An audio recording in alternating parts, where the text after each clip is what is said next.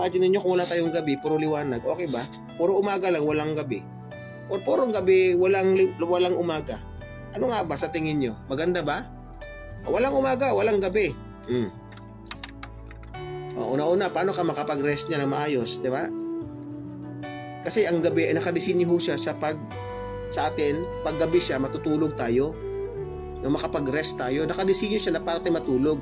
Meron din naman na iba na ang sa Amerika, baliktad doon di ba? Ang umaga sa kanila, gabi sa atin. Pero, yun nga, baliktaran man, pero yung gabi ay nakadisenyo para makapagpahinga tayo. Yan ang, di ba, pinaka-basic na bakit meron siyang gabi.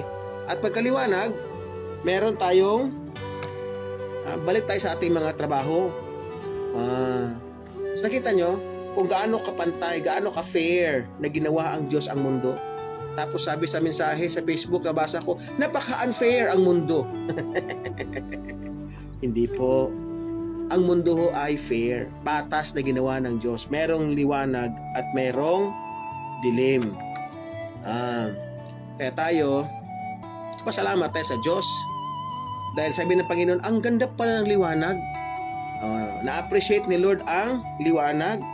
Tapos tayo, hindi ma-appreciate, pagising pa lang sa umaga, problema agad ang iniisip. Umaga na naman. Ay, nako, trabaho na naman tayo nito, Monday na naman. 'Di ba?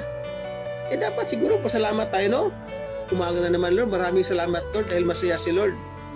Ibig sabihin, pag umaga na naman, ay sa muli-muli ay ma-i-enjoy na naman natin ang panibagong blessing ng Diyos sa buhay natin.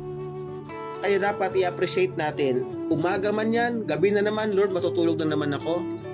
Ganun ang gusto ni Lord Dapat lagi tayong magpapasalamat sa Kanya. And the more we thank God, and the more He bless us,